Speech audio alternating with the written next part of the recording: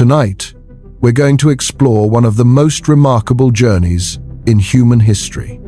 Two spacecraft, launched in 1977, designed for a 5-year mission to study Jupiter and Saturn. They're still operational, nearly 50 years later, billions of miles beyond their original destination. And when they reached the edge of the solar system, they discovered something shocking. The boundary was 2.4 billion miles farther than every scientist predicted. The shape was completely wrong. The magnetic field behaved in ways no one expected. And the space beyond had properties that contradicted every model. 7 major discoveries that proved we didn't understand our own cosmic neighborhood. By the end of tonight, you're going to understand how 2 spacecraft built with 1970s technology rewrote our understanding of where the solar system ends and interstellar space begins.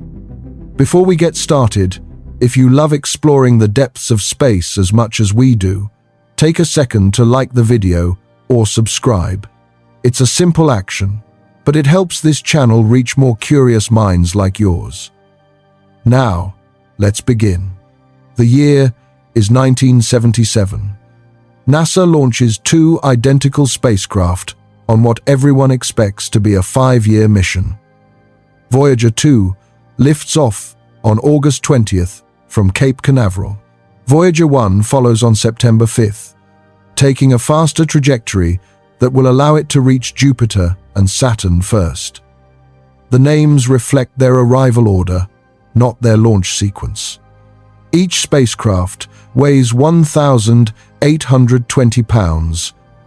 They stand 12 feet tall, and they carry a suite of instruments designed to study Jupiter and Saturn, the 2 largest planets in our solar system.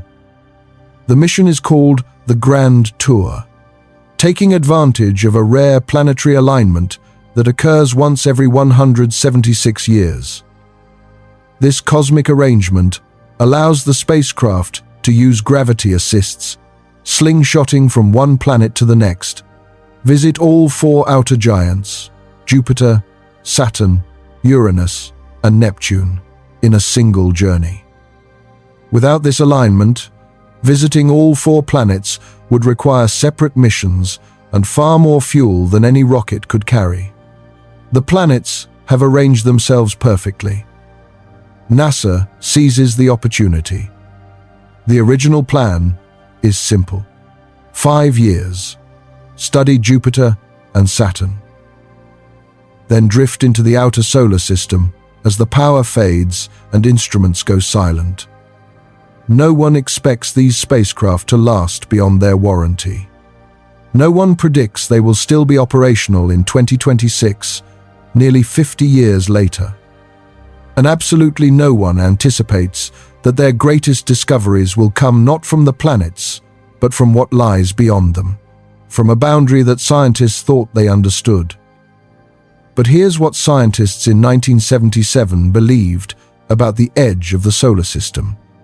They knew the sun constantly emits a stream of charged particles called the solar wind. This wind flows outward in all directions at speeds around 250 to 500 miles per second. It's a plasma, a soup of protons and electrons so hot that atoms are ripped apart. The solar wind was discovered in the late 1950s and early 1960s. Eugene Parker, a physicist at the University of Chicago, predicted its existence based on theoretical calculations.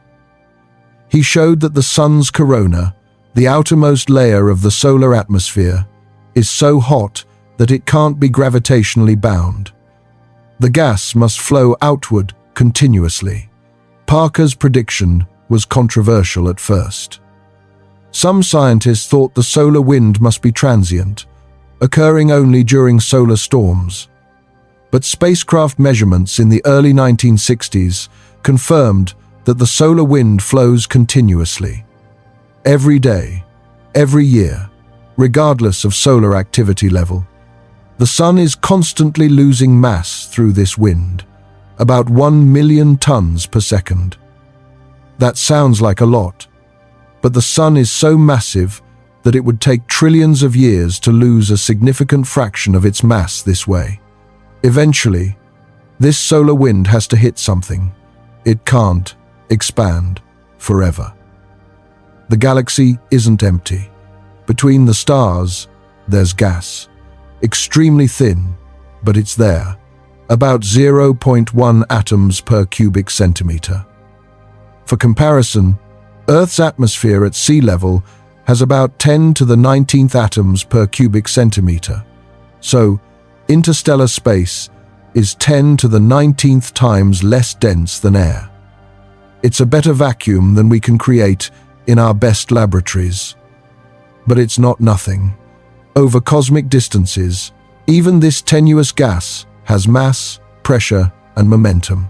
The interstellar medium is also moving. Not because it has its own bulk flow, but because the Sun is moving through it. Our entire solar system orbits the galactic center at about 137 miles per second. That's about 490,000 miles per hour. From the Sun's reference frame, the interstellar medium is a headwind blowing past at that speed. Where the solar wind meets the interstellar medium, a boundary forms. Scientists call it the heliopause, the place where the Sun's influence ends and true interstellar space begins, the place where the outward pressure of the solar wind equals the inward pressure of the interstellar medium. Beyond the heliopause is space that's no longer dominated by the Sun. Space where the galactic magnetic field dominates, where galactic cosmic rays flow freely, where the properties are determined by the galaxy rather than by our star. By the 1980s and 90s, scientists had built sophisticated computer models of this boundary. They ran three-dimensional magnetohydrodynamic simulations. These simulations included magnetic fields, plasma dynamics, and the effects of the Sun's motion through the interstellar medium. They predicted the heliopause would be roughly spherical, maybe slightly elongated like a comet's tail, maybe somewhat elongated in the direction opposite the Sun's motion, forming a tail, but basically symmetric, a bubble surrounding the Sun at a fairly consistent distance in all directions. They calculated it should be at about 90 to 100 astronomical units from the Sun. 1 AU is the distance from Earth to the Sun, roughly 93 million miles. So, 90 to 100 AU meant about 8.4 to 9.3 billion miles. This seemed reasonable, based on the data available. Models assumed the interstellar medium was fairly uniform in density and pressure. They assumed the Sun wasn't moving too fast through it. They assumed the solar wind output was fairly constant. All reasonable assumptions based on limited data available in the 1980s and 90s. They knew the solar wind's strength from measurements near Earth. They estimated the interstellar medium's pressure from astronomical observations. They ran the equations, 90 to 100 AU. That's where Voyager should cross. Before reaching the heliopause, the solar wind would encounter a shock wave called the termination shock. This happens because the solar wind is supersonic. It's moving faster than the speed at which pressure waves can travel through the plasma. The speed of sound in a gas depends on temperature and composition. In the solar wind plasma, the sound speed is typically around 30 to 60 miles per second. The solar wind is flowing at 250 to 500 miles per second, so it's moving at 5 to 10 times the sound speed. It's supersonic, or more precisely, supermagnetosonic, because magnetic fields affect wave propagation in plasma. When supersonic flow encounters an obstacle, a shock wave forms ahead of the obstacle. This is true in air, which is why supersonic aircraft create sonic booms. It's also true in plasma. At the termination shock, the solar wind would suddenly slow down from supersonic to subsonic, from about 250 to 500 miles per second down to maybe 50 to 100 miles per second. The plasma would heat up and compress. The density would increase by a factor of 3 or 4. The temperature would jump by an even larger factor. Energetic particles would be accelerated by the shock, boosted to high energies by the electromagnetic fields associated with the shock structure. Models predicted the termination shock would be somewhere around 75 to 90 AU, somewhat closer than the heliopause itself. The exact distance would depend on solar activity. During solar maximum, when the sun is producing more solar wind, the increased pressure would push the termination shock farther out. During solar minimum, less solar wind, and the shock would move inward. Between the termination shock and the heliopause would be a region called the heliosheath. Solar wind plasma that's been slowed and heated, flowing generally outward but also sideways, trying to move around the obstacle of the interstellar medium. The flow in the heliosheath wouldn't be smooth. It would be turbulent, filled with magnetic field irregularities and plasma instabilities. But it would still be dominated by solar material, particles that originated from the sun. The heliosheath was expected to be perhaps 10 to 20 AU thick, a transition zone between the shocked solar wind and true interstellar space. Beyond the heliopause, galactic cosmic rays would dominate. High-energy particles from supernova explosions and other violent events across the galaxy. These particles are mostly blocked from the inner solar system by the sun's magnetic field and the solar wind. They can penetrate into the heliosphere, but their intensity is reduced. The heliosphere acts as a shield, deflecting or slowing many cosmic rays before they reach the inner planets. But beyond the heliopause, their intensity would increase significantly. Models suggested cosmic ray intensity might double or triple compared to levels at Earth's orbit. The transition across the heliopause should be fairly sharp. Models suggested it might take a few weeks to a few months at most to cross from the heliosheath into interstellar space. The spacecraft should see solar wind plasma disappear suddenly, or at least drop to very low levels. Galactic cosmic rays should suddenly increase. The magnetic field direction should change as the spacecraft encountered the galactic magnetic field instead of the sun's field.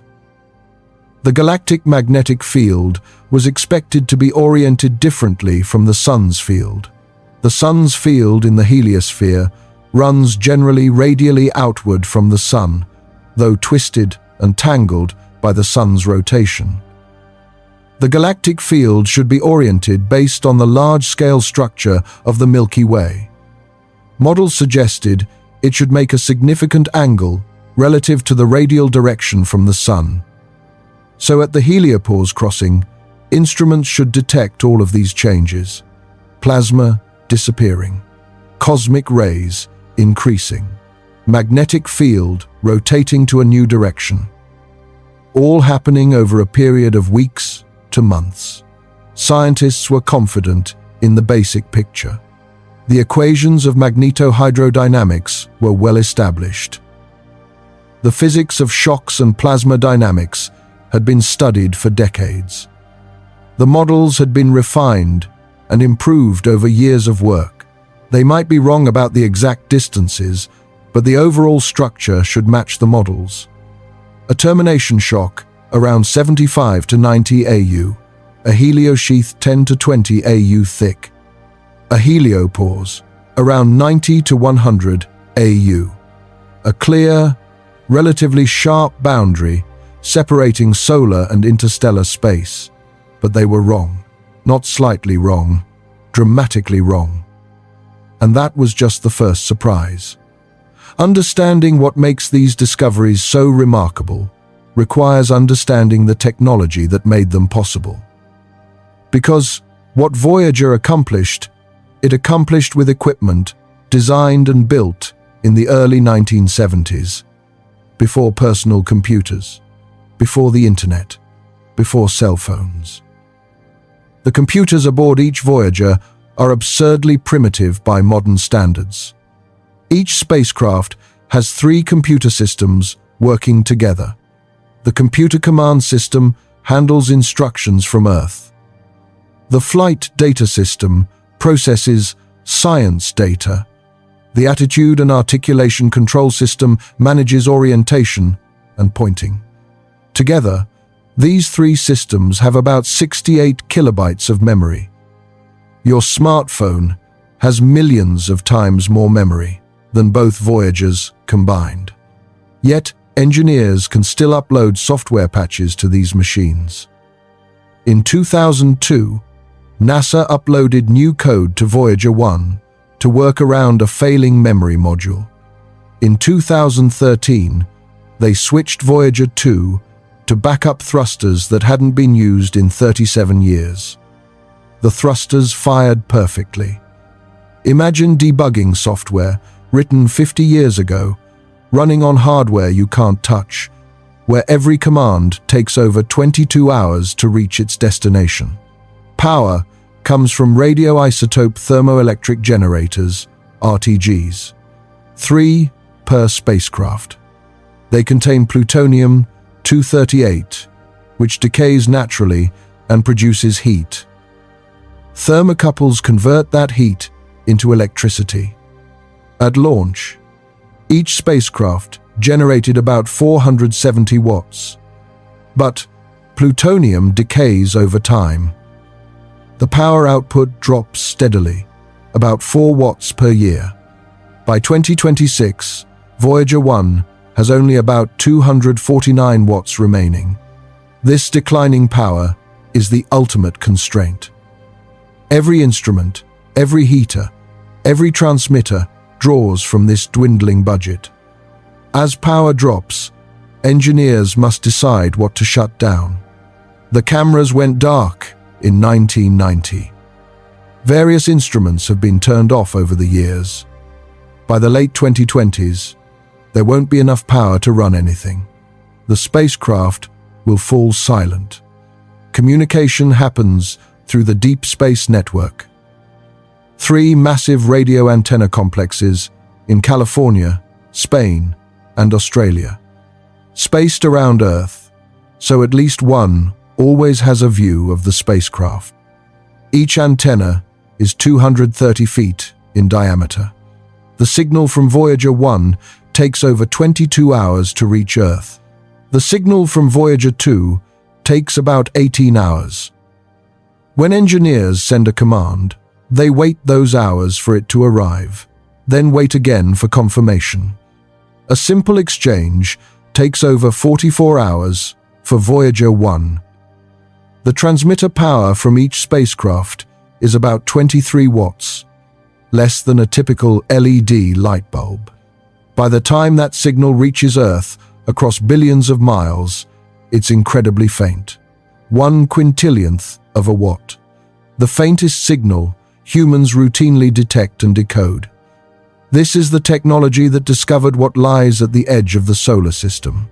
Computers with less memory than a microwave oven. Transmitters weaker than a refrigerator light bulb. Instruments designed with slide rules. Keep this in mind as we explore what they found.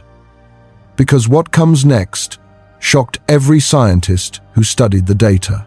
Voyager 1 reaches the termination shock on December 16, 2004. The spacecraft is at 94 AU from the Sun, 8.7 billion miles.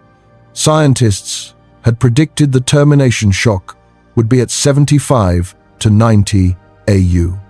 Voyager is already beyond that range. The termination shock is where the solar wind suddenly slows from supersonic to subsonic speed. It's a real physical boundary where the plasma compresses and heats up. and Voyager just found it farther out than expected. But here's where it gets strange. The crossing isn't clean. Voyager detects the shock on August 1st, 2002 at 85 AU. Then, the shock moves. Over the following months, the boundary shifts outward. Voyager finds itself back in supersonic solar wind. The signatures of the shock disappear. In 2003, Voyager detects it again. The shock washes over the spacecraft as it moves outward, then retreats. Finally, on December 16th, 2004, Voyager crosses and stays in the slower, denser plasma beyond. This breathing motion of the boundary is caused by solar activity. When the sun has strong outbursts, the increased solar wind pressure pushes the shock farther out. When activity drops, the shock moves inward. The boundary is dynamic, not static. Voyager 2 crosses the termination shock on August 30th, 2007, at 84 AU, 7.8 billion miles. Wait, Voyager 2 crossed closer to the Sun than Voyager 1 did. About 10 AU closer, 930 million miles closer. If the boundary is spherical, both spacecraft should cross at roughly the same distance. This is the first solid evidence that the shape is wrong. The heliosphere isn't a simple bubble. It's compressed in some directions, extended in others. Voyager 1 is heading toward the nose, the direction the Sun moves through the galaxy. Voyager 2 is heading more toward the side. The nose is compressed by the Sun's motion, like a bow wave in front of a moving boat. The sides and tail are stretched out. The two Voyagers are sampling different parts of a complex asymmetric structure. Scientists had suspected this might be the case. Now they have proof. After crossing the termination shock, both Voyagers enter a region called the heliosheath. This is supposed to be straightforward. Slowed solar wind plasma flowing outward and sideways. Turbulent, but predictable. A transition zone between the shocked solar wind and interstellar space. Scientists expect Voyager to spend 5 to 10 years crossing this region before reaching the heliopause. The heliosheath should be 10 to 20 AU thick. Based on Voyager 1's position and speed, crossing should happen around 2015, at about 100 to 110 AU.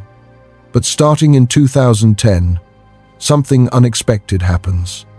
Voyager 1 begins detecting increasing levels of galactic cosmic rays. These are high-energy particles from supernova explosions and other violent events across the galaxy. Their intensity should increase sharply at the heliopause, not in the middle of the heliosheath. At the same time, lower energy particles from the Sun are decreasing. Solar particles should disappear at the heliopause, not gradually fade away beforehand. Voyager is still clearly in the heliosheath. Instruments still detect solar wind plasma. The magnetic field still has characteristics of the Sun's field. So, what's happening? In June 2012, Voyager 1 detects something completely new, a region where the magnetic field lines align directly radially, pointing straight outward from the Sun, not tangled, not twisted, perfectly organized. And particles are flowing along these field lines in both directions. Solar particles flowing outward, galactic cosmic rays flowing inward. The field lines are acting like a highway, connecting the heliosheath to interstellar space. Scientists call it the magnetic highway. No model predicted this. No one anticipated a structure like this could exist. The leading theory is that the Sun's magnetic field is connecting to the galactic magnetic field. where field lines merge. Particles can flow freely both ways. It's like a bridge between two otherwise separate regions. Voyager 1 spends about 2 months in this magnetic highway. During this time, cosmic ray intensity is higher than anywhere else in the heliosheath. Solar particle intensity is lower. The spacecraft is sampling a region with direct access to interstellar space, even though it hasn't crossed the heliopause yet. Then, on August 25, 2012, everything changes. Solar wind particles essentially vanish. Cosmic rays jump to a high, steady level. The change happens over a few days, but the magnetic field direction doesn't change. It keeps pointing the same way it was pointing throughout the heliosheath. This causes confusion. Some scientists argue Voyager has crossed the heliopause. The disappearance of solar particles and surge in cosmic rays suggests it has. Others argue the lack of magnetic field rotation means it hasn't. Maybe it's in some intermediate region. Maybe the heliopause has multiple layers. The debate continues for over a year. Finally, in September 2013, NASA officially announces Voyager 1 crossed the heliopause on August 25, 2012. The spacecraft is at 121 AU, 11.2 billion miles from the Sun, far beyond where models predicted. Not 90 to 100 AU, 121 AU, 20 to 30% farther than expected. 2.4 billion miles beyond the predicted boundary. This is shocking discovery number 1. The heliopause isn't where scientists thought it would be. And it's not just a small error, it's billions of miles off. This means either the solar wind is stronger than models assumed, or the interstellar medium is weaker than estimated, or both. Later analysis suggests the local interstellar medium is less dense than scientists thought. Not dramatically less dense, but enough to shift the balance point outward by 20 to 30%.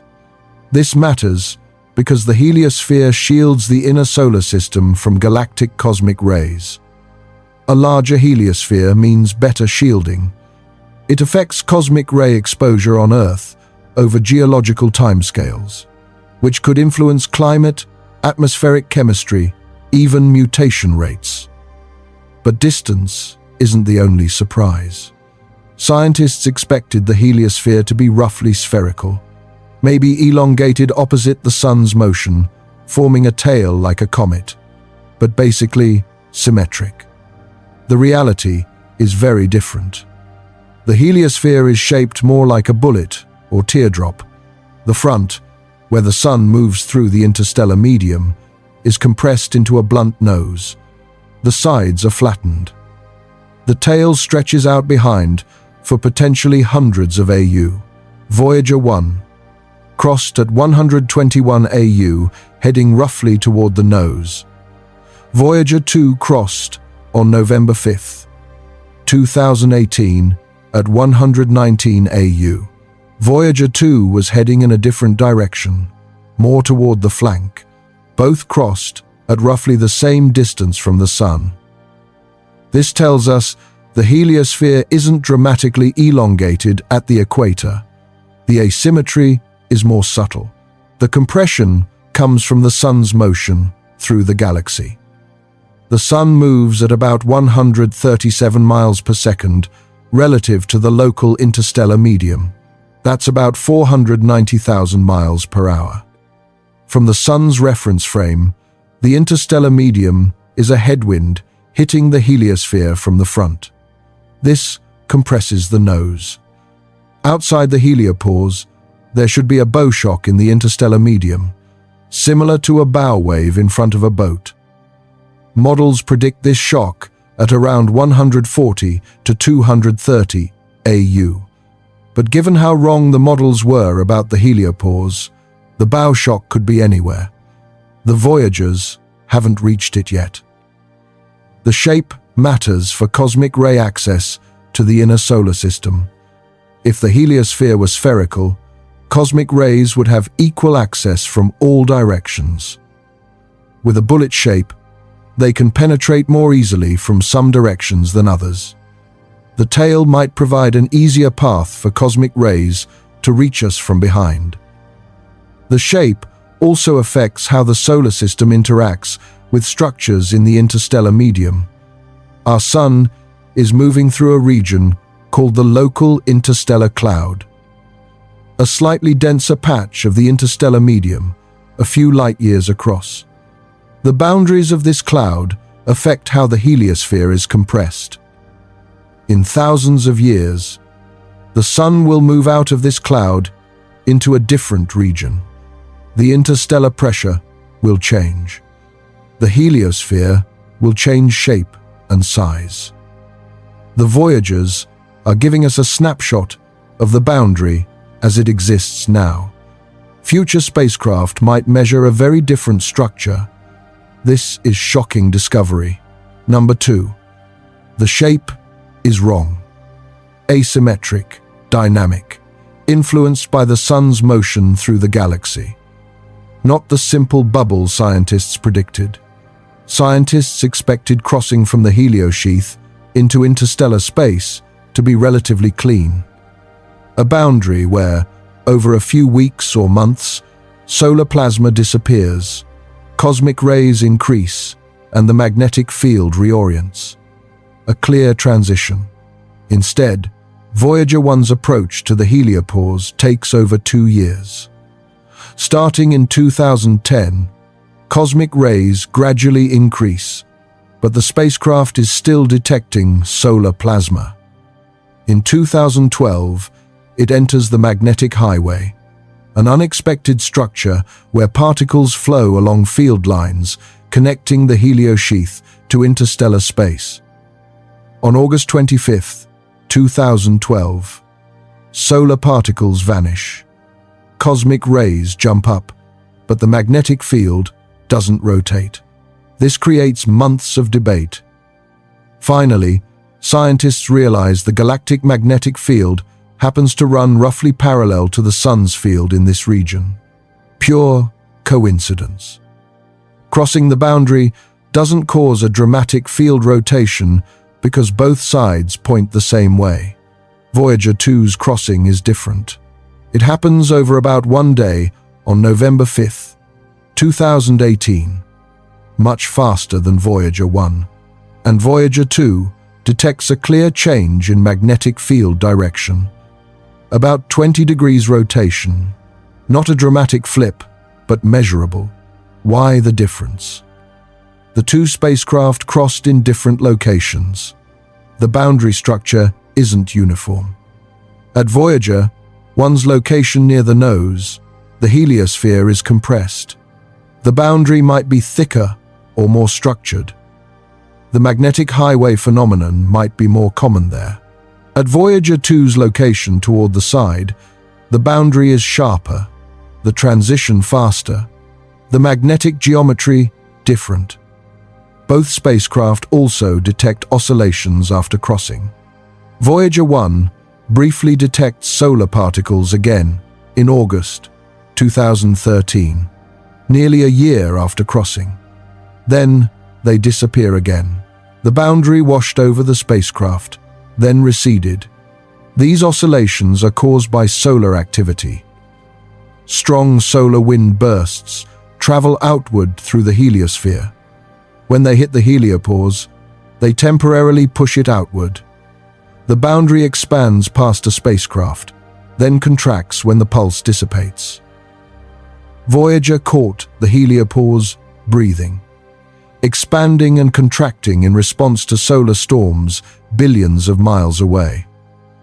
The pressure wave from a storm in 2012 might not reach the boundary until 2014 or 15. This dynamic behavior wasn't predicted. Models treated the heliopause as stable, moving slowly over years in response to the solar cycle, not oscillating rapidly over weeks or months. Not moving enough for a stationary spacecraft to cross back and forth without actually moving. The boundary of the solar system isn't fixed. It's not a line you can draw and say, here it ends.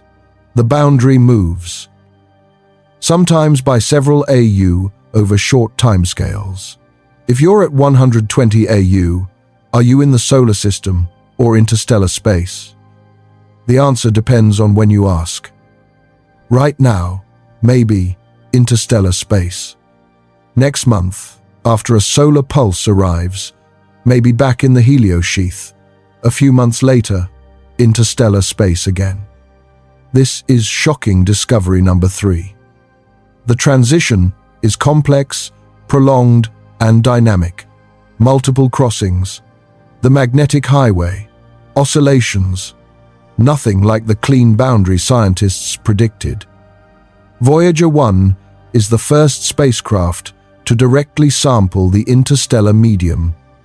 Before Voyager, all knowledge of interstellar space came from remote observations, spectroscopy of distant stars, radio observations of hydrogen clouds, theoretical models.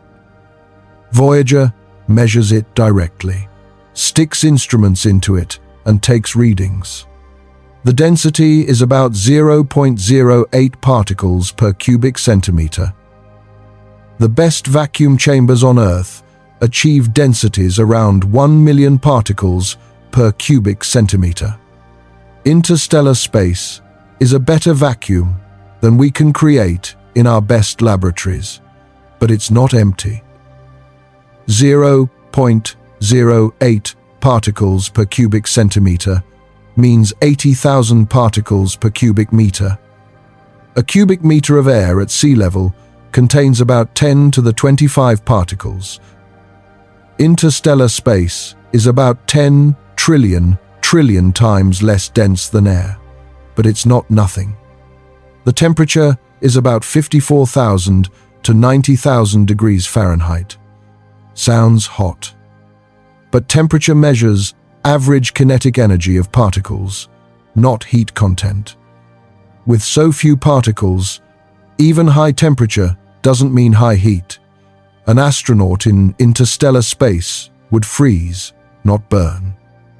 Not enough particles to transfer heat. The pressure is about 0.0000000000003 pascals. Earth's atmospheric pressure at sea level is about 101,000 pascals.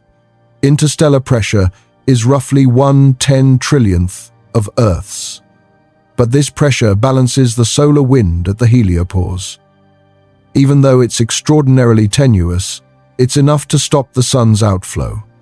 Voyager detects plasma oscillations in the interstellar medium, waves of compression and rarefaction traveling through the plasma. In 2012 and 2013, Voyager 1 detects several bursts of oscillations. The frequency allows scientists to calculate electron density. Different measurements give slightly different values. The density isn't perfectly uniform. It varies by 10 to 20% over distances of a few AU. These variations affect how the heliopause is structured. Denser regions push harder on the heliosphere from that direction. Less dense regions allow it to expand farther. The interstellar medium is also magnetized. It contains a magnetic field, part of the galaxy's overall structure. Voyager 2 measures the field strength at about 50 nanotesla. Earth's magnetic field at the surface is about 50,000 nanotesla. The interstellar field is about 1/1,000,000th as strong as Earth's. But over vast distances, even this weak field has significant effects. It shapes plasma flow. It accelerates cosmic rays. It connects star systems across the galaxy into a web of field lines. None of these properties match predictions exactly. Models suggested similar values, but actual measurements consistently differ. Density, a bit higher or lower than expected. Temperature, slightly different. Magnetic field strength and orientation, not quite what models predicted. Every measurement refines understanding and forces scientists to update models. This is shocking discovery. Number 4. Interstellar space properties don't match the models. The first direct measurements reveal differences in density, temperature, pressure, and magnetic field. Small differences, but enough to matter. One of Voyager, one's most surprising findings, is detecting what scientists call tsunami waves. Shock waves traveling through the interstellar medium, caused by the sun. When the sun produces a powerful outburst, a coronal mass ejection or strong solar wind burst, that pulse travels outward through the heliosphere. When it reaches the heliopause, it hits like a hammer. The impact launches a shock wave into the interstellar medium. These waves travel at the sound speed in the interstellar plasma, about 60 miles per second. Much slower than the solar wind, but fast enough to cross several AU in a year. Voyager 1 detects the first tsunami in October and November 2012.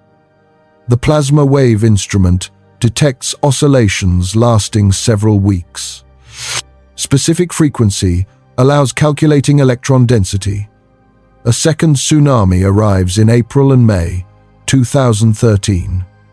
Different frequency, indicating density has changed slightly. A third in March 2014. A fourth in 2015. Each wave traces back to a solar event years earlier. The sun has a major outburst. The pulse travels outward at supersonic speed through the heliosphere, hits the heliopause, launches a shock wave into interstellar space. Months or years later, Voyager detects the wave passing over it. This reveals the sun's influence extends far beyond the heliopause. Not as solar wind plasma, which is confined to the heliosphere, but as pressure waves, shock waves, that travel through the interstellar medium. These waves probably don't travel indefinitely. They gradually dissipate as energy spreads over larger area, but they can travel significant distances, possibly tens of AU beyond the heliopause. The detection also confirms Voyager crossed the heliopause. The waves come from the sun's direction. They travel through interstellar plasma. If Voyager were still in the heliosheath, it would detect solar wind pulses directly, not shock waves propagating through the interstellar medium. Tsunami waves were completely unexpected. No model predicted the sun's outbursts would be detectable by a spacecraft in interstellar space. Scientists knew shock waves existed in the interstellar medium from supernovas, but shock waves from the sun, detectable billions of miles beyond the heliopause. This is shocking discovery. Number 5. Tsunami waves from solar storms propagate through interstellar space. The sun's influence reaches farther than anyone imagined. This is perhaps the most puzzling discovery. Magnetic field orientation in interstellar space was not what scientists expected. Before Voyager 1 crossed, models predicted the galactic field would be oriented differently from the sun's field. The sun's field runs generally radially outward, though twisted and tangled by rotation and turbulence. The galactic field should be oriented based on the large-scale structure of the Milky Way. Our region is in the Orion Arm, a minor spiral arm. The galactic field should run generally parallel to spiral arms. So, crossing the heliopause should show a rotation of the magnetic field. Not necessarily a dramatic flip, but some significant change, marking the transition from Sun-dominated to galaxy-dominated field. Voyager 1 detects no such change. The field direction after crossing is essentially the same as before. This causes months of confusion and debate. Eventually, scientists conclude the local galactic field happens to run roughly parallel to the Sun's field in this region. Pure coincidence. The field lines in interstellar space just happen to point roughly the same way as the heliosphere's field at Voyager 1's crossing location. Voyager 2's crossing shows a small field rotation, about 20 degrees. Not dramatic, but measurable. This reveals the field direction in nearby interstellar space isn't uniform. It varies. At Voyager 1's location, it points one way. At Voyager 2's location, 121 AU, away in a different direction, it points slightly differently. This makes sense. The interstellar field isn't uniform like a bar magnet. It's structured, twisted, tangled by plasma currents and stellar influences. But it means we can't easily extrapolate from two data points. We have measurements at two locations separated by over 100 AU. They're slightly different. How does the field vary between those points? How does it vary in other directions? We don't know. The magnetic field matters because it affects cosmic rays. Charged particles spiral along field lines as they travel. Field lines act like channels guiding particles. If galactic field lines are oriented favorably, they guide cosmic rays into the heliosphere. If they point wrong, cosmic rays are deflected away. Understanding the local galactic field structure is crucial for understanding cosmic ray exposure on Earth. Cosmic rays affect atmospheric chemistry. They produce isotopes like carbon-14 used for dating. They might influence cloud formation. They contribute to radiation dose for astronauts. Over geological timescales, cosmic ray flux has varied. We see this in isotope records, in ice cores and sediments. Some variation comes from Earth's magnetic field changes. Some from nearby supernova explosions. Some might come from heliosphere, shielding changes as the Sun moves through regions of different interstellar pressure. The Voyagers give us a snapshot of current configuration. But that configuration isn't static. It changes as the Sun moves through the galaxy. This is shocking discovery number 6. The magnetic field orientation was unexpected. And it varies from one location to another, just over 100 AU apart. Galactic cosmic rays are high-energy particles, mostly protons, from outside the solar system. Accelerated by supernova shockwaves, pulsar winds, and other violent events. They carry energies from millions to trillions of electron volts. Some reach energies beyond what the Large Hadron Collider achieves. The Voyagers measure cosmic ray, intensity, and composition. Goal is understanding how the heliosphere shields us from galactic cosmic rays. As Voyager 1 moves through the heliosheath, cosmic ray intensity gradually increases. Expected. The deeper into the heliosheath, the weaker the shielding, the more cosmic rays penetrate. But the direction cosmic rays come from is surprising. Scientists expected roughly equal intensity from all directions. Instead, there's asymmetry, more from some directions than others.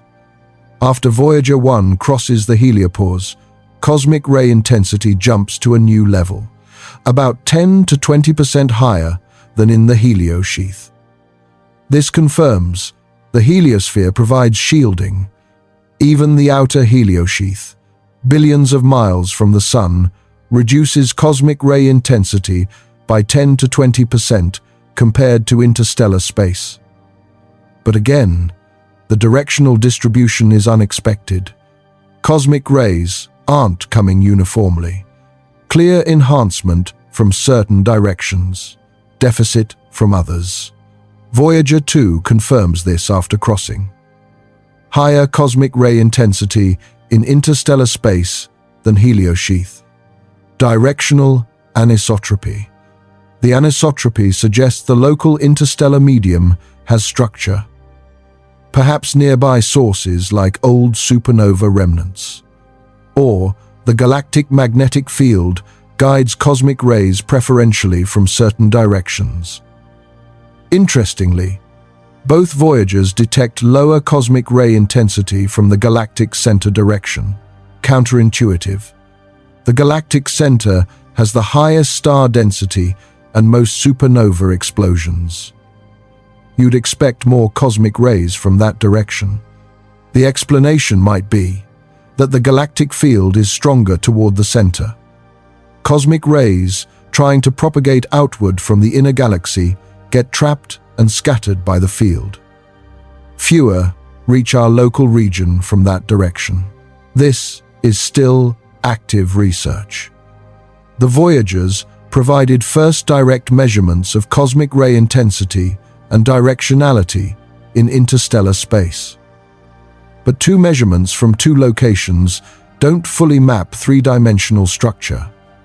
Future missions will need to explore other directions. This is shocking discovery. Number 7.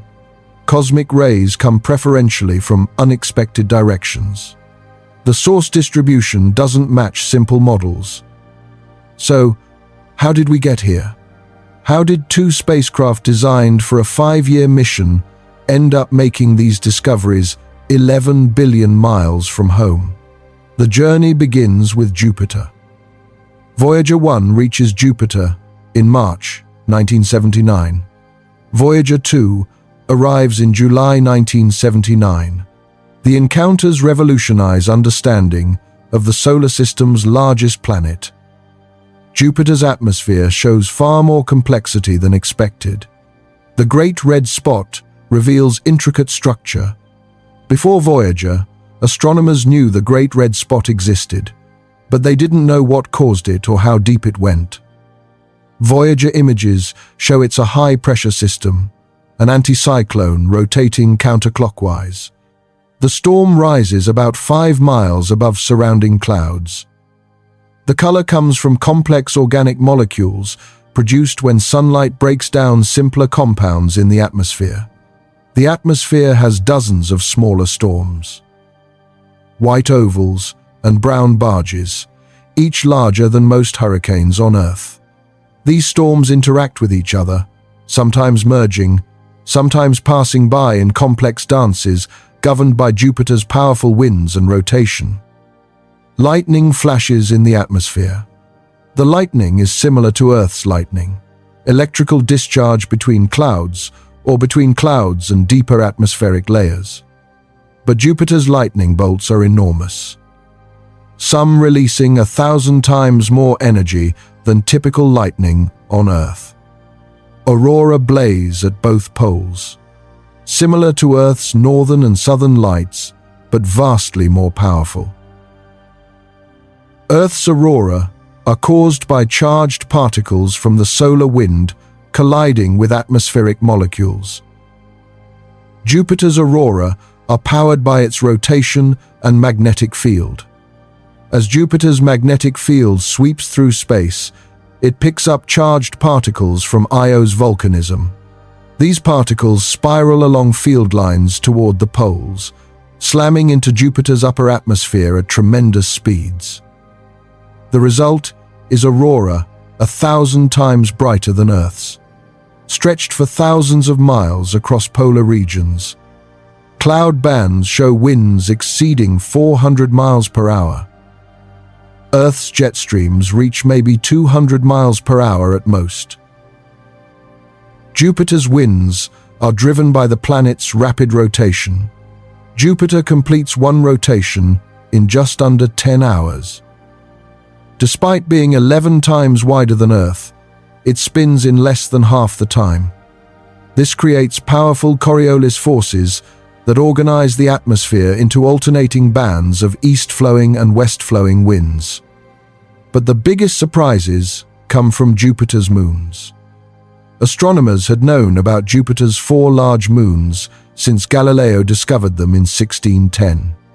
Io, Europa, Ganymede, and Callisto, collectively called the Galilean moons. From Earth, they appeared as tiny points of light. No telescope could resolve surface features. Astronomers could measure their sizes, orbits, and brightnesses, but little else. Voyager would change that. Io, the innermost large moon, was expected to be cold and dead like Earth's moon. Linda Morabito, a navigation engineer, was examining images to determine Voyager 1's precise position. She noticed a strange umbrella-shaped plume extending from Io's limb, a volcanic eruption.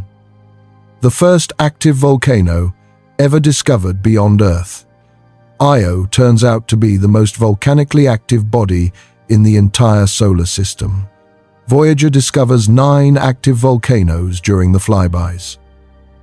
Later observations catalogue over 400 volcanic centers. The surface is constantly resurfaced by sulfur and silicate lava, giving Io its distinctive yellow, orange, and red colors. Some volcanic plumes reach heights of nearly 200 miles above the surface. Material ejected at speeds exceeding 1,000 miles per hour. The volcanic activity comes from tidal heating. Jupiter's enormous gravity, combined with tugs from Europa and Ganymede, constantly flexes Io's interior. This flexing generates friction, generates heat, melts rock, erupts as volcanoes. A process theorized but never confirmed until Voyager. The discovery changed how scientists think about energy sources for geology. Not just radioactive decay in planetary interiors. Tidal heating from gravitational interactions can power volcanism and tectonics. This applies to Io, Europa, Enceladus, and potentially exomoons orbiting giant exoplanets. Europa presents a different mystery. Its surface is smooth ice, crisscrossed with cracks and ridges. Very few craters, suggesting a young surface constantly renewed. The ice appears to be fractured and refrozen in complex patterns. Long linear cracks, called linnae, stretch for hundreds of miles.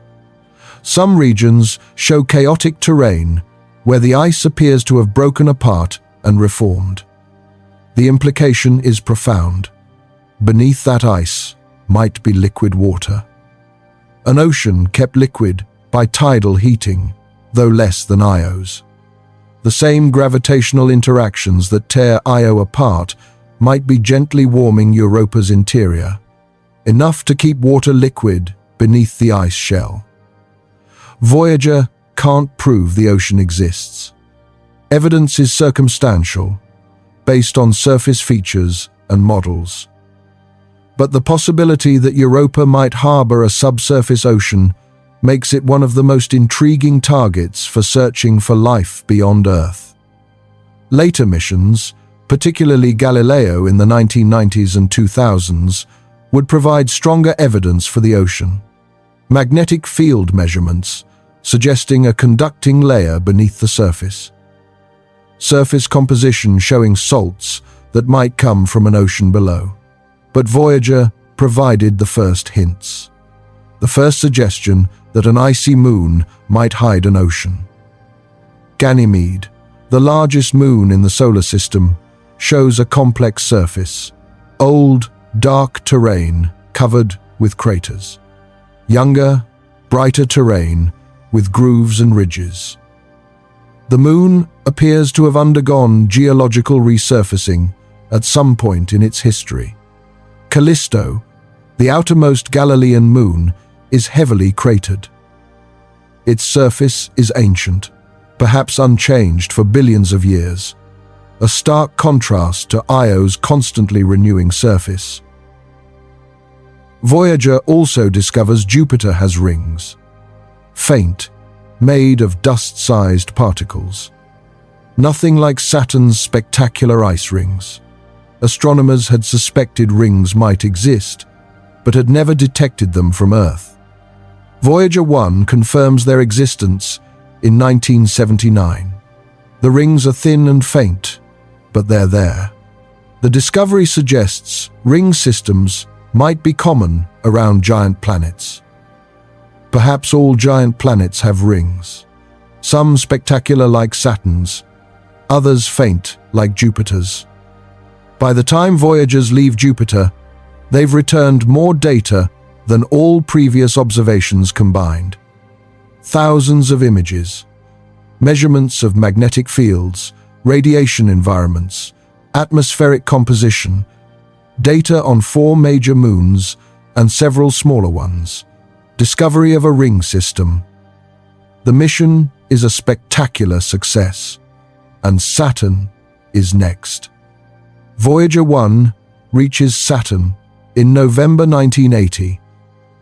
Voyager 2 arrives in August 1981. Saturn's rings had been observed since Galileo first saw them in 1610. Though he didn't understand what he was seeing, he thought Saturn had ears or handles.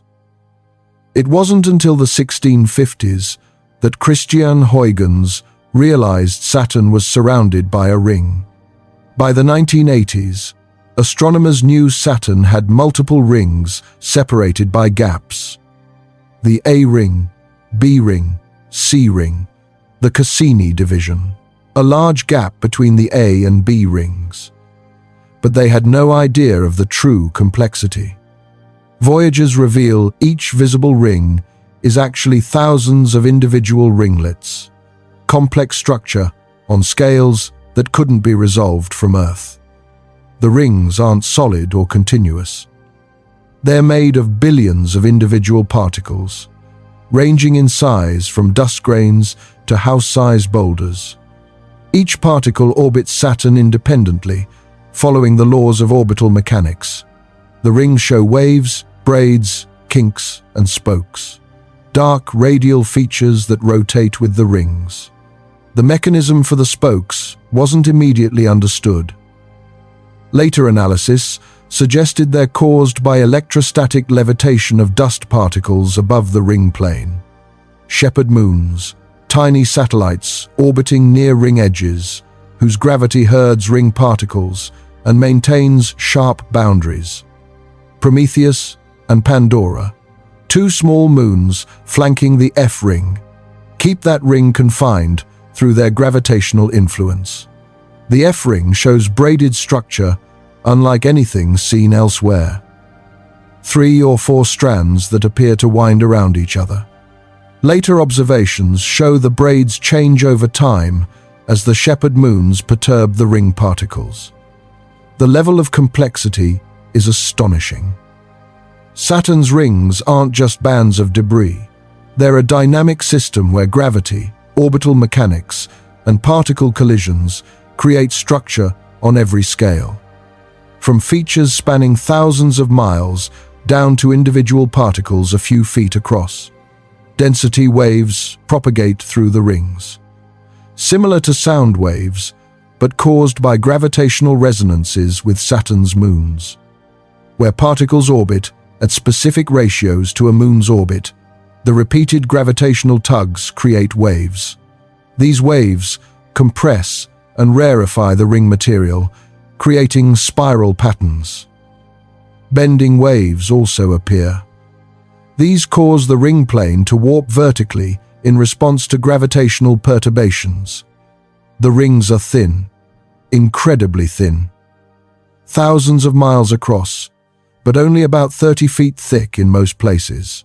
Thinner than a sheet of paper if you scaled Saturn down to the size of a beach ball. Titan, Saturn's largest moon, was known to have an atmosphere. the only moon in the solar system with a thick atmosphere comparable to a planet's. This had been known since the 1940s, when Gerard Kuiper detected methane absorption in Titan's spectrum. Voyager 1 makes a close flyby, passing within 2,500 miles. The spacecraft sacrifices visiting other targets to make this close approach.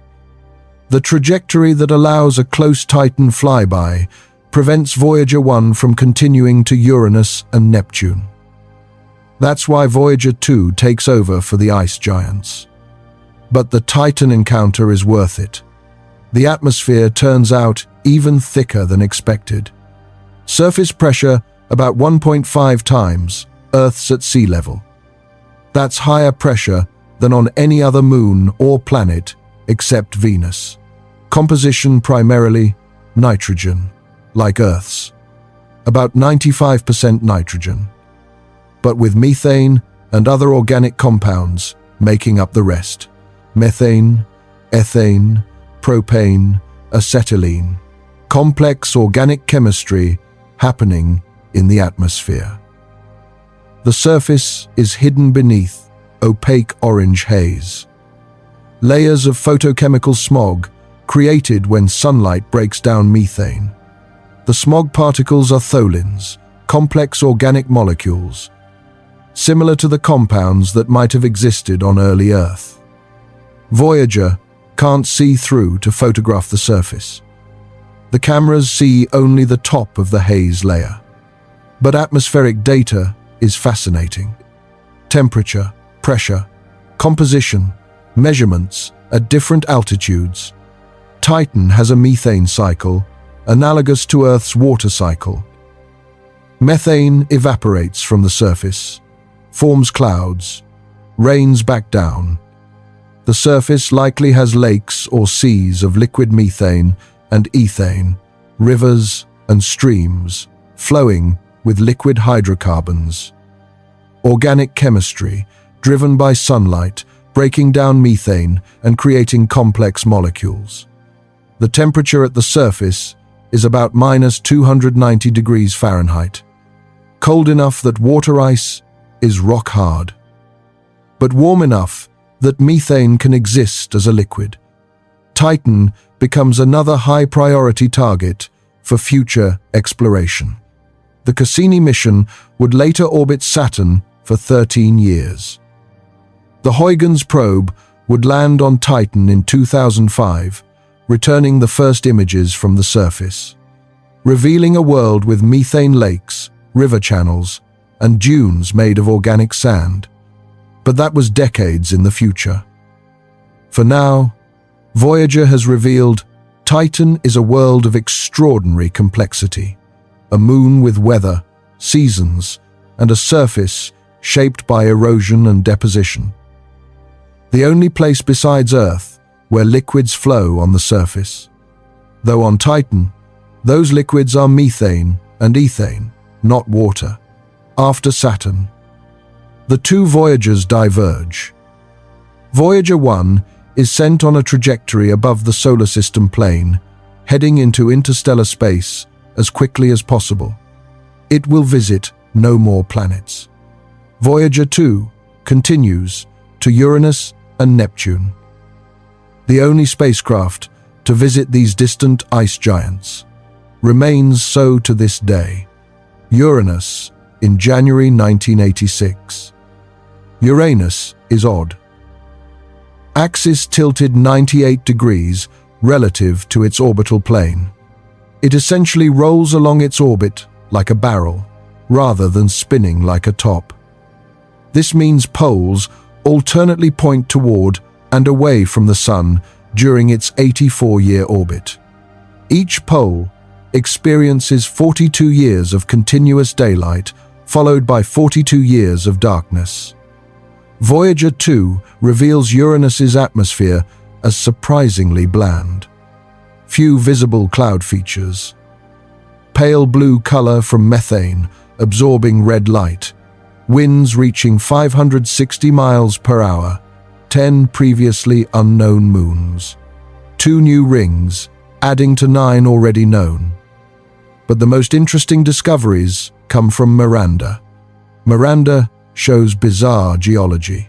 Regions of ancient, heavily cratered terrain, right next to regions of grooved terrain with parallel ridges and valleys. Enormous cliffs, including Verona Rupes, estimated at 6 miles high. Over 3 times the height of Valles Marineris walls on Mars. The surface looks shattered and reassembled.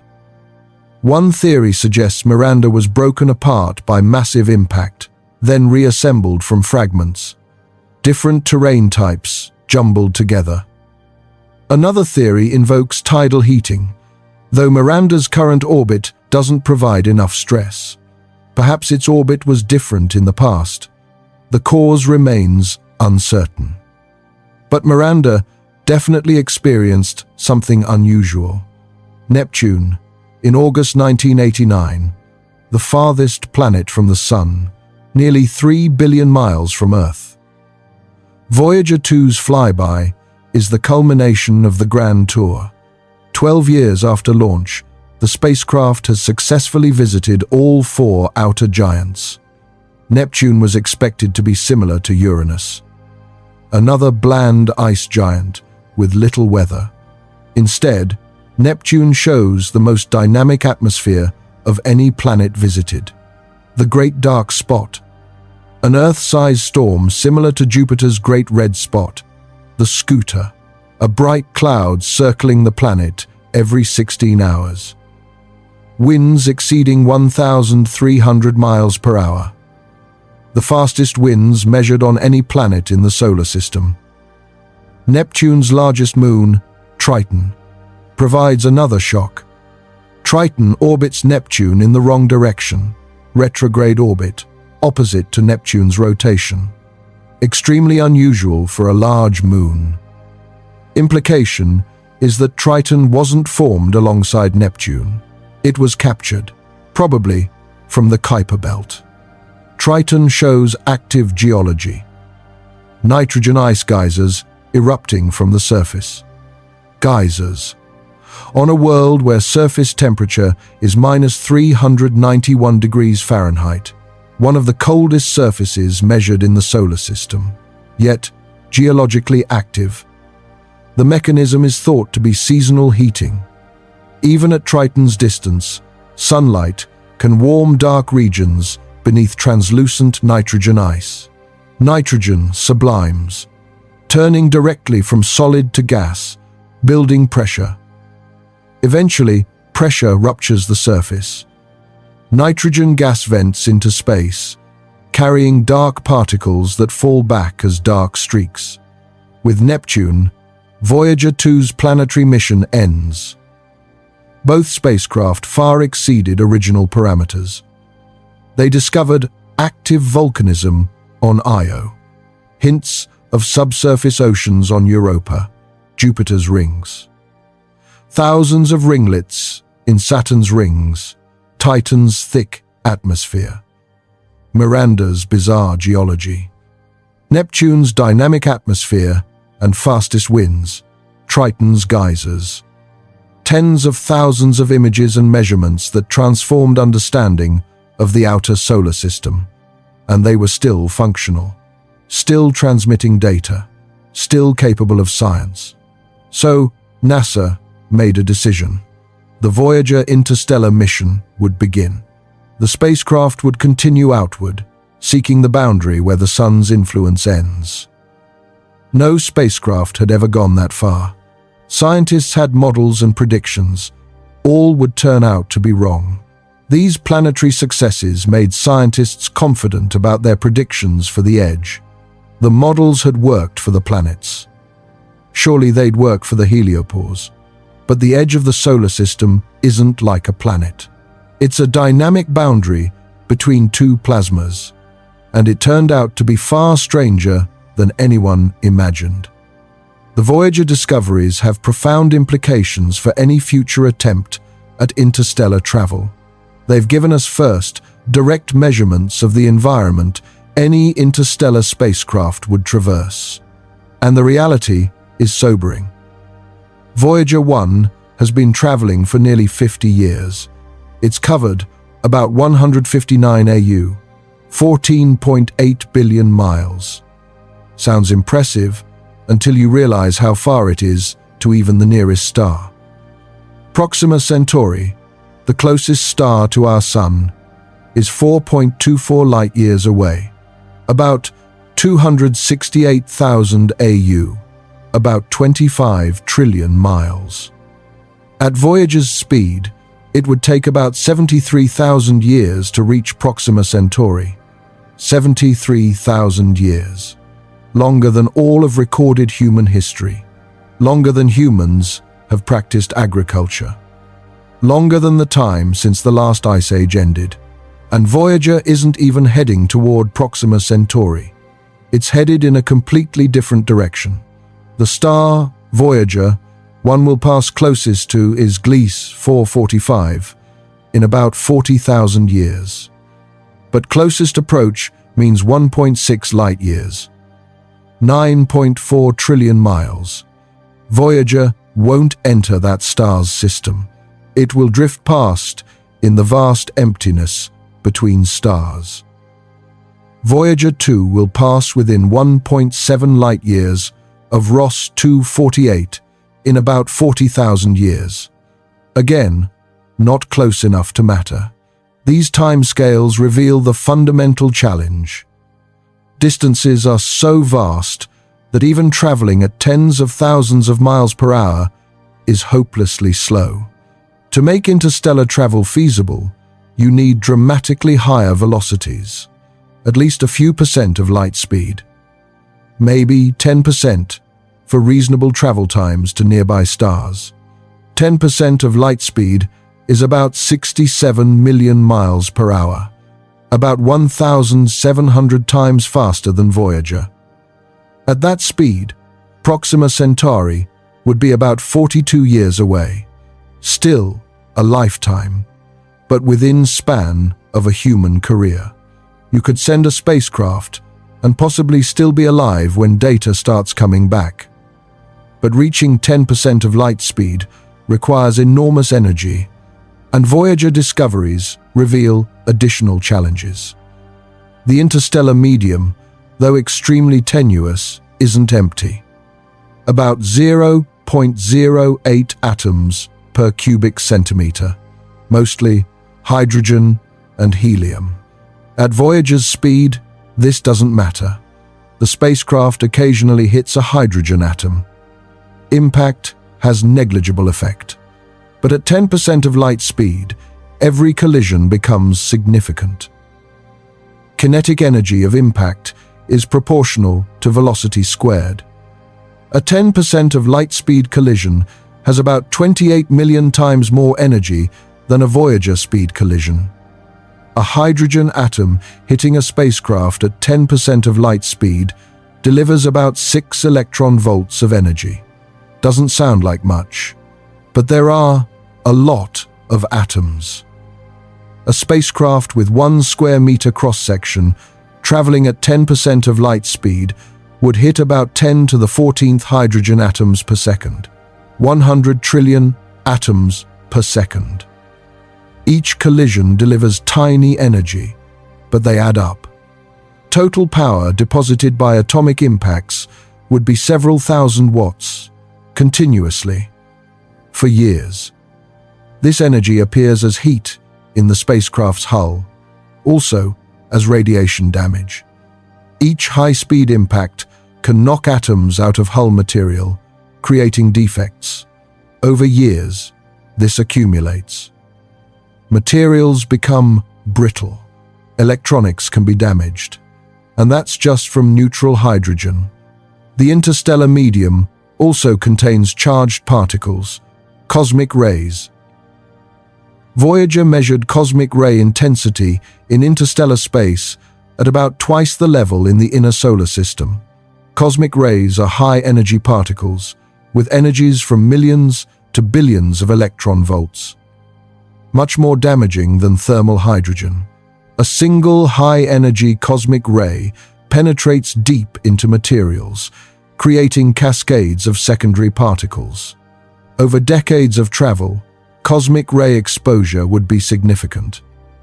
Humans aboard would need heavy shielding. Electronics would need radiation hardening. Biological samples would need protection. Voyager's measurements give us baseline radiation environment. Future missions can use this data to design appropriate shielding. The magnetic field measurements also matter. Charged particle trajectories are affected by magnetic fields. The galactic field is weak, only 50 nanotesla. But over vast distances, even weak fields deflect particles. For a spacecraft using a magnetic sail, a proposed propulsion method that uses magnetic fields to interact with the interstellar medium, knowing field strength and direction is crucial. Voyager's measurements provide first direct data. The tsunami wave detections reveal interstellar space isn't quiescent. Shock waves from solar storms propagate billions of miles. Other stars probably produce similar disturbances. An interstellar spacecraft might encounter shock waves from distant stellar outbursts. These could temporarily increase density or temperature along the spacecraft's path, might enhance cosmic ray intensity temporarily. Understanding that the interstellar medium is dynamic, not static, is important for planning long-duration missions. The discoveries about heliosphere shape and size also matter. Any spacecraft leaving the solar system must cross the heliopause. Depending on direction, that crossing might happen at 120 AU or 150 AU or beyond. Knowing how far you need to travel to reach interstellar space is important for mission design. The heliopause also represents the last region of significant solar influence. Beyond it, a spacecraft is truly on its own. Communication delays become even more severe. At 120 AU, signals take nearly 17 hours one way. At 1000 AU, over 5 days. At a light year, over a year each way. The Oort cloud presents another challenge. The Oort cloud is a hypothetical shell of icy objects surrounding the solar system, thought to extend from about 2000 AU to as far as 100,000 AU, halfway to the nearest star. Voyager 1 won't reach the inner edge for about 300 years, won't exit the outer edge for about 30,000 years. An interstellar mission, even traveling much faster, would spend most of its journey within the Oort cloud. Technically, still within the Sun's gravitational sphere of influence. We don't know. Conditions in the Oort cloud. Is object density high enough to pose collision risk? Are there dust grains that could damage a high-speed spacecraft? Voyager won't answer these questions. Its instruments will be dead long before it reaches the Oort cloud. But the fact that Voyager has traveled 50 years and still hasn't reached it gives perspective. The solar system is bigger than we thought. The journey to truly interstellar space is longer than we imagined. All these realities make interstellar travel look extremely challenging, not impossible, but requiring technologies and capabilities far beyond what we currently possess. Advanced propulsion, reaching significant fractions of light speed. Robust materials, withstanding decades of impacts and radiation. Power sources functioning for decades without maintenance. Communication systems sending signals across light years. Autonomous navigation, because round-trip communication times make real-time control impossible. The Voyagers have shown us what we're up against. They've measured the environment we'd have to cross. They've revealed even our local cosmic neighborhood is more complex than we thought. This doesn't mean we shouldn't attempt interstellar travel. It means we need to be realistic about challenges and timescales. Perhaps the Voyager's greatest contribution to future interstellar exploration is showing it's possible to send something beyond the solar system and have it keep working. The engineering that went into these spacecraft, the redundancy, the simplicity, the robustness, has enabled them to function far longer than anyone expected. Future interstellar missions will need similar robustness, but magnified. If Voyager can last 50 years, an interstellar mission might need to last 100 years or more. If Voyager can communicate from 15 billion miles, an interstellar mission needs to communicate from 1 trillion miles or more. The challenges are immense. But the Voyagers proved we can build things that work in the interstellar environment, at least for decades. There are proof of concept that leaving the solar system is possible. On February 14th, 1990, Voyager 1 turned its camera backward for one last look at the solar system. The spacecraft was about 3.7 billion miles from Earth, about 40 AU. Beyond Neptune's orbit, heading outward toward the heliopause, still decades away at that point, NASA commanded Voyager 1 to rotate its scan platform and take a series of images. A family portrait of the solar system. Images of 6 planets: Earth, Venus, Jupiter, Saturn, Uranus, and Neptune. Mercury was too close to the Sun, lost in glare. Mars was too small and dim. Pluto was too faint to detect. In one of those images, Earth appears as a tiny dot, a pale blue dot, less than a pixel in size, suspended in a beam of scattered sunlight. Carl Sagan, who had been a driving force behind including cameras on Voyager and who worked on the Golden Record, saw that image. He was moved to write one of the most profound reflections on humanity's place in the cosmos. He pointed out that everyone who had ever lived on that dot. Every human drama, every war, every romance, every triumph and tragedy, all of it played out on a mote of dust floating in a sunbeam. From Voyager's vantage point, Earth had no special significance. Just one planet among several, smaller than Jupiter, fainter than Venus, indistinguishable, except that we know it's there because we came from it. The pale blue dot image connects to Voyager's discoveries at the edge in a profound way. The spacecraft that took that image went on to cross the heliopause. It entered interstellar space. It measured the galaxy beyond the Sun's influence. And from out there, from true interstellar space, Earth is even less significant. The entire solar system is a tiny bubble in the vastness of the galaxy. The Sun is one star among hundreds of billions. The heliosphere is one small region in the incomprehensible expanse of interstellar space. The discoveries the Voyagers made revealed that even our local cosmic neighborhood is more complex than we realized. If we're still learning about the boundary between solar system and interstellar space, how much more is there to learn about the galaxy, about the universe?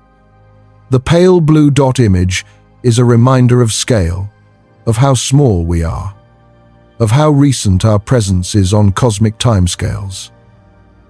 Earth is 4.5 billion years old. Humans have existed for maybe 300,000 years. Civilization for maybe 10,000 years. Space exploration for less than 70 years. The Voyagers launched 49 years ago. They've been traveling for a human lifetime, and they've barely left the solar system. They're in the very beginning of interstellar space, just beyond the heliopause. The nearest star, Proxima Centauri, is 4.24 light-years away. At Voyager's speed, about 73,000 years to get there. The spacecraft aren't headed toward Proxima Centauri. They'll pass nearest to other stars in about 40,000 years, at distances over a light year. True interstellar travel, traveling between stars, visiting other planetary systems, remains far beyond our capability. The Voyagers are interstellar in the sense they've left the heliosphere. They're in the space between stars, but they're not traveling to other stars. They're just drifting. And yet, what they've accomplished is extraordinary. 2 spacecraft, built with 1970s technology, have traveled farther than anything humans have ever made. They've visited worlds no one had ever seen up close. They've crossed a boundary no spacecraft had ever reached. They've measured conditions that had only been theoretical. They've shown us the universe is always more complex than our models suggest, that there are always surprises waiting. That exploration reveals things we didn't know we didn't know. The pale blue dot image captures that spirit of exploration. Looking back at where we came from, seeing it with new eyes, recognizing both how precious it is and how small it is. And then, turning around and continuing the journey outward into the unknown. By 2026, nearly 50 years after launch, both Voyagers are still operational. This is extraordinary. The spacecraft were designed for 5-year missions. They've lasted 10 times longer than their design lifetime. But they're dying. Slowly, inexorably, the plutonium in their RTGs decays. Power output drops, and there's no way to replace or recharge the power sources. Voyager 1 is currently about 159 AU from the Sun, about 14.8 billion miles. Signal takes over 22 hours to reach Earth. Voyager 2 is about 132 AU, about 12.3 billion miles. Signal takes about 18 hours. Both spacecraft are moving at roughly 38,000 miles per hour relative to the Sun. Voyager 1 is traveling faster and is farther away. Every year, Voyager 1 moves about 3.6 AU farther from the Sun. Voyager 2 moves about 3.3 AU farther per year. The power situation is critical. In 2026, Voyager 1 has about 249 watts remaining. Instruments and systems need about 245 watts to operate. The margin is only 4 watts. Every few months, engineers shut down another heater or power a system down to standby mode. The spacecraft are getting colder. Some instruments have already frozen and stopped working. In 2020, NASA shut down the heater for Voyager 2's cosmic ray instrument. The instrument dropped to -74 degrees Fahrenheit. Engineers expected it to fail. Instead, it kept working. 1970s engineering, running 40 degrees below design temperature, still returning data. But time is running out. By around 2025 to 2027, there won't be enough power to run core systems and any science instruments. Engineers will have to start shutting down instruments permanently. By 2030, maybe 2032 at latest, the power budget will be exhausted. The spacecraft won't have enough power to communicate with Earth. Transmitters will fall silent. The Voyagers will continue to travel.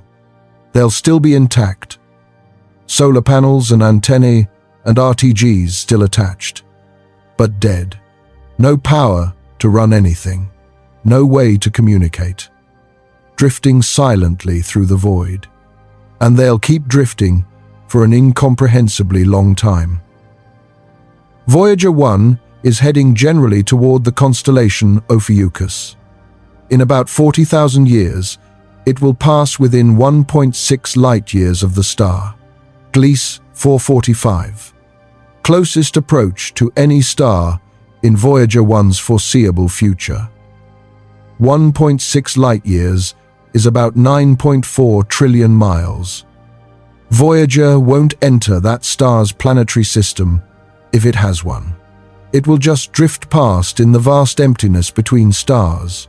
Voyager 2 is heading toward the constellation Pavo and Indus. In about 40,000 years, it will pass within 1.7 light-years of the star Ross 248. After those close approaches, the Voyagers will continue wandering the galaxy.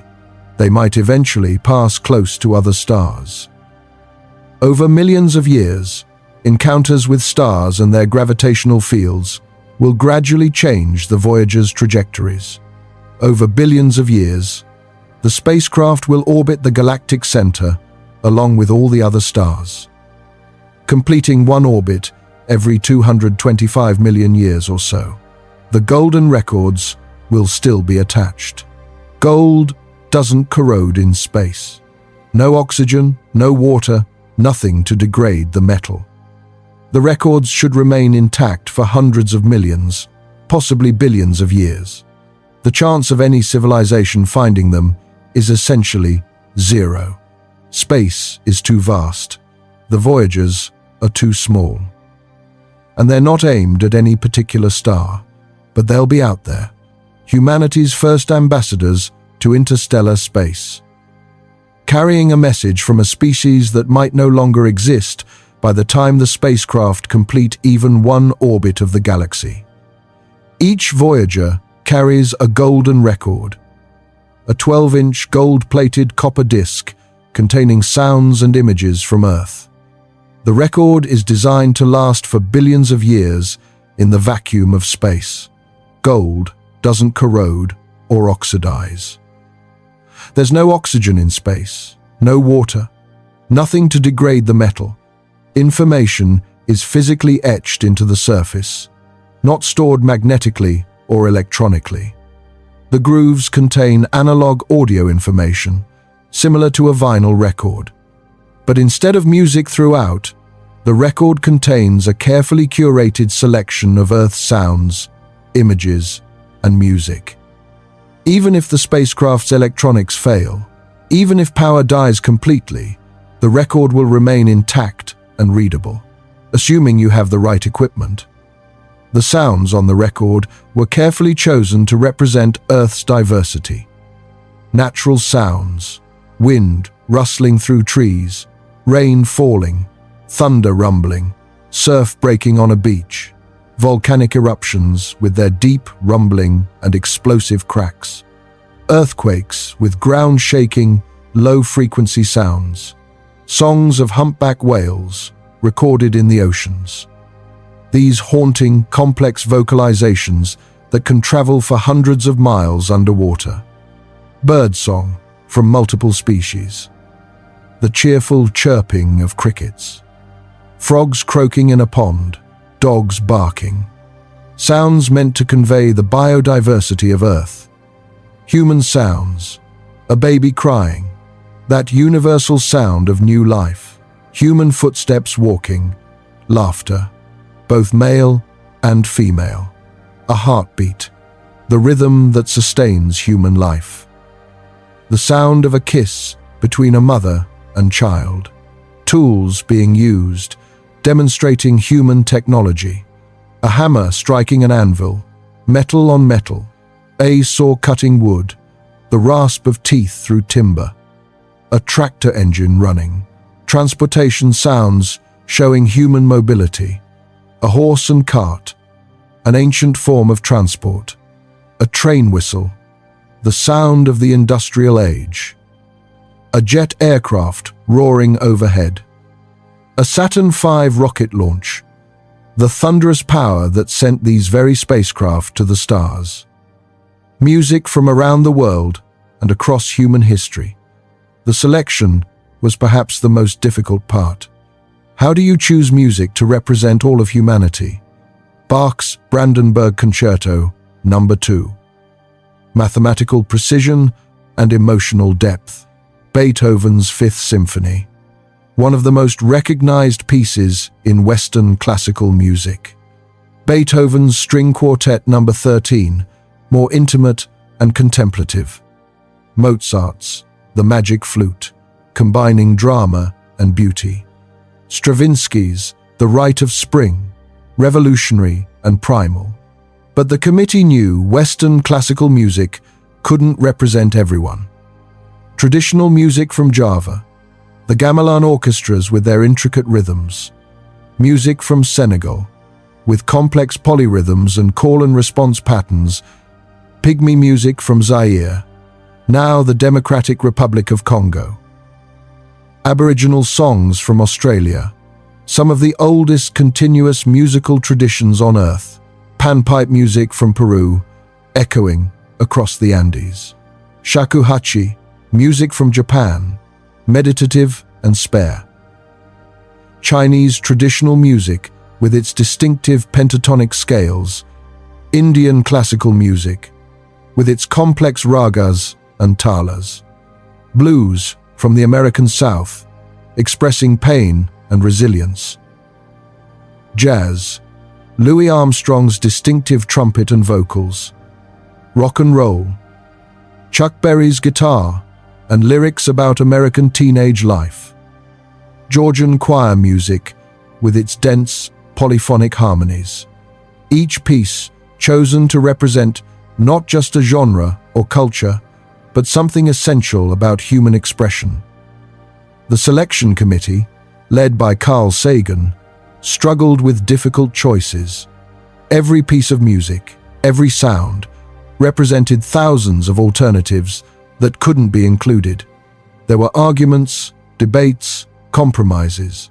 Some committee members wanted more contemporary pop music. Others felt classical music better represented humanity's artistic achievements. Some wanted religious music, hymns, and sacred chants. But which religions? Christianity, Islam, Hinduism, Buddhism, indigenous traditions, including one might seem to slight others.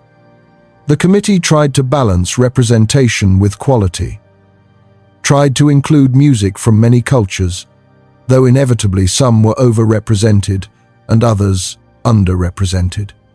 How do you represent all of human culture on one disc? What defines us?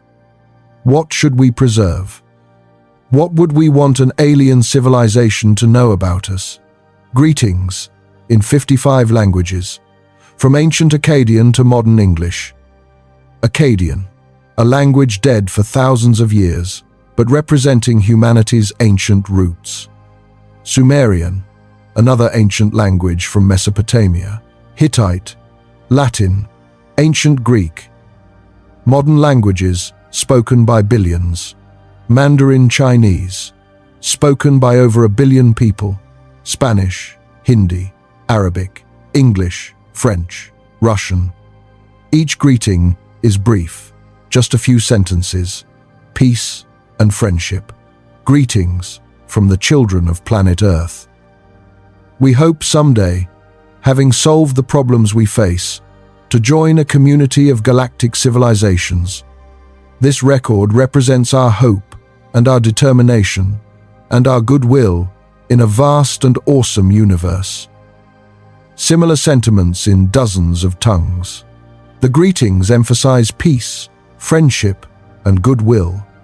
A hopeful message from a species still struggling with war and division. Then there are the images. 116 pictures encoded digitally on the record. The images aren't stored as visible pictures. They're encoded as audio waveforms that can be decoded into visual images. Each image is translated into a series of tones, representing brightness, values for each pixel. Mathematical and physical definitions to explain our scientific understanding. Diagrams showing basic mathematics, numbers in binary. Definitions of physical units, time, distance, mass. Chemical structures showing atoms and molecules. DNA structure. The double helix that carries genetic information in Earth life. atomic structure, showing electrons orbiting nuclei. The solar system structure, showing the sun and planets. Earth's position as the third planet. Earth, seen from space, the blue marble floating in blackness. Landscapes, showing Earth's diversity. Mountains rising to the sky. Deserts, with wind-sculpted dunes. Forests with dense vegetation. Oceans with waves and beaches. Human anatomy, showing the structure of our bodies. Reproduction, showing how humans create the next generation. These images were controversial. Some committee members thought they were too explicit, but others argued that any intelligent species would need to understand human biology. People of various cultures, ages, and activities. A family eating a meal together. Children playing. Athletes running and jumping. People working, demonstrating human labor. Architecture from different civilizations. The Great Wall of China. The Taj Mahal. Modern skyscrapers. Traditional houses from various cultures. Food, showing what and how humans eat.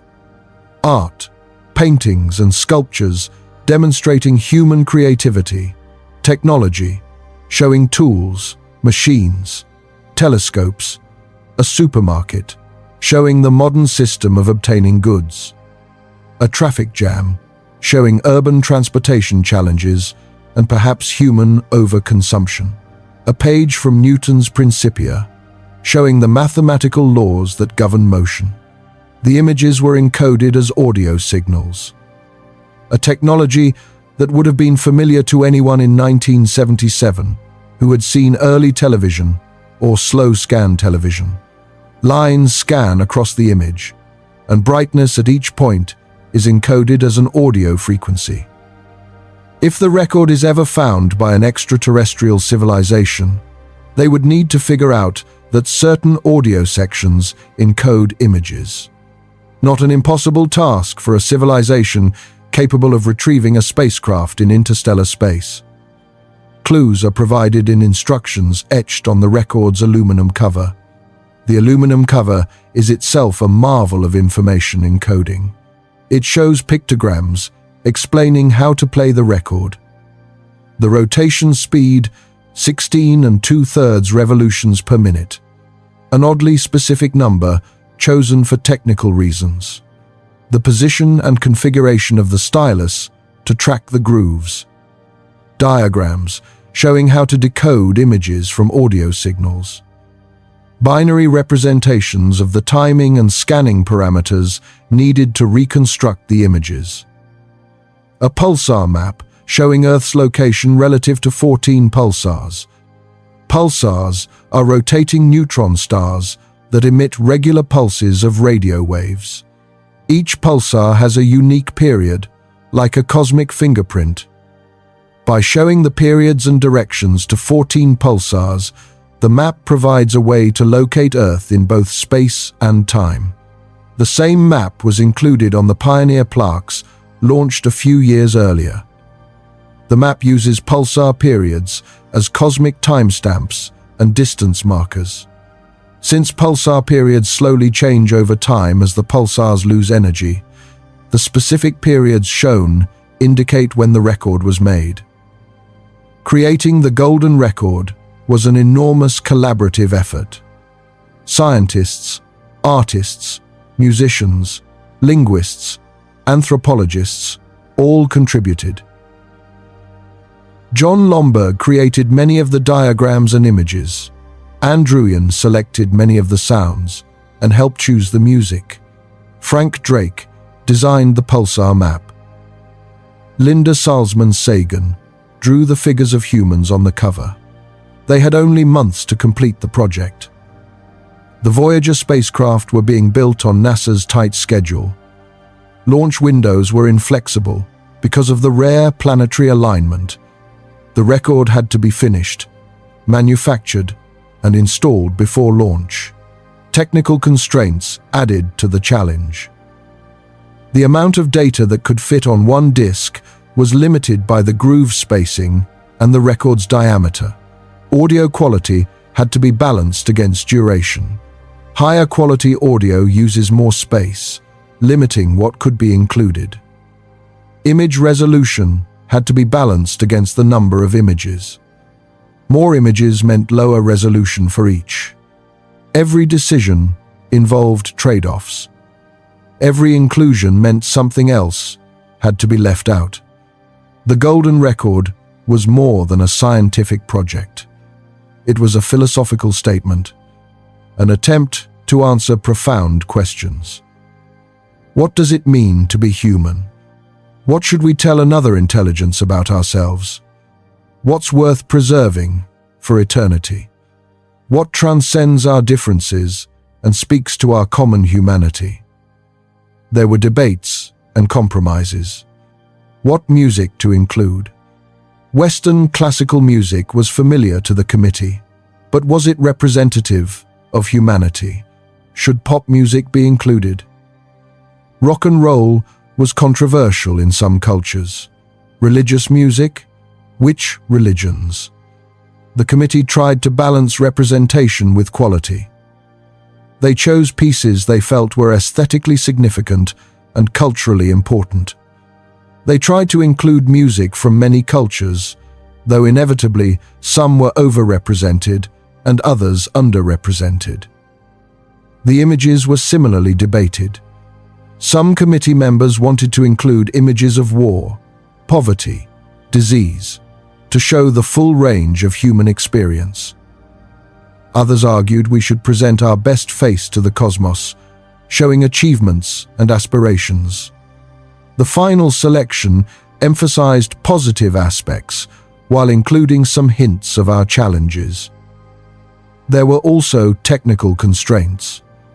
The amount of data that could fit on one disc was limited. Audio quality had to be balanced against duration. Image resolution had to be balanced against the number of images. Every decision involved trade-offs.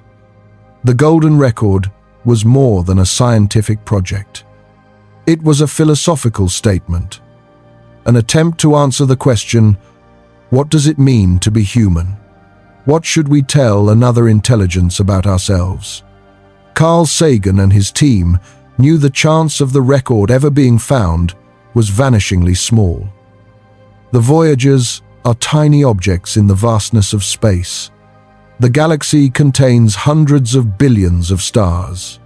Space between stars is incomprehensibly vast.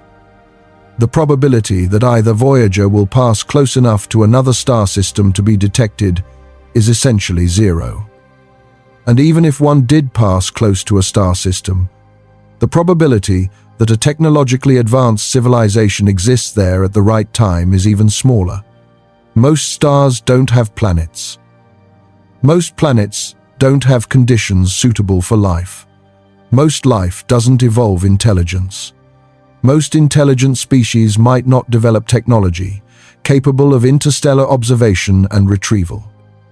The golden record is more likely to be destroyed than discovered. In billions of years, the Voyagers might collide with something. A planet, an asteroid, even a tiny dust grain at the wrong angle could catastrophically damage them.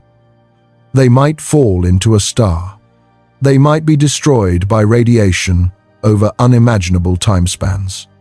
But the act of creating the record was meaningful for us.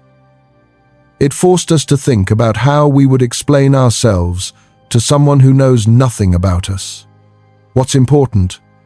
What's universal? What transcends culture and time? The golden record is a snapshot of Earth in 1977. Some of the languages included are now extinct or endangered. Some of the music is no longer performed. Some of the images show things that no longer exist. But it's a time capsule, a message in a bottle thrown into the cosmic ocean. A declaration that we were here, that we existed, that we had thoughts and feelings and culture and dreams. If it's never found, that's okay. The value was in the creation, not the discovery. The value was in thinking about what matters, what endures, what we want to say about ourselves. And now, that record is in interstellar space.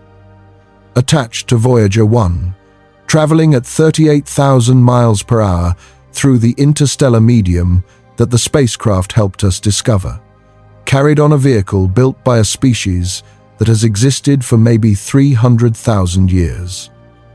A mere eye blink on cosmic timescales. In 40,000 years, when Voyager 1 passes within 1.6 light-years of Gliese 445, will anything of human civilization remain? Will Earth still be habitable? Will we have spread to other stars? Will we have gone extinct? No one knows. But the golden record will still be there, still intact, still carrying its message. A testament to a moment when a young species looked up at the stars and dared to send a part of itself outward into the unknown. The Voyager program cost about $865 million total, from start through Neptune encounter. In 2026 dollars, that's several billion. But spread over the decades of the mission, it's a remarkably small investment for the return. 4 planets explored in detail. Dozens of moons discovered or studied. First observations of volcanism beyond Earth. First hints of subsurface oceans on icy moons. First measurements of the termination shock. First crossing of the heliopause. First direct sampling of the interstellar medium. Every textbook about the outer solar system uses images from Voyager.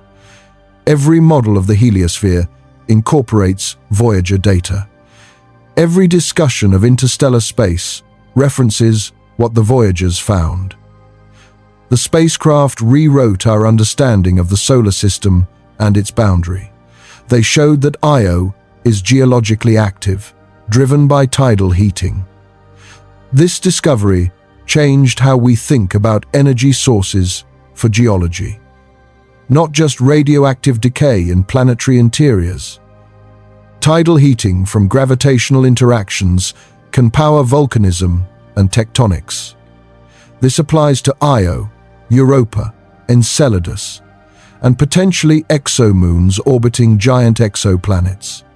They suggested Europa might have a subsurface ocean.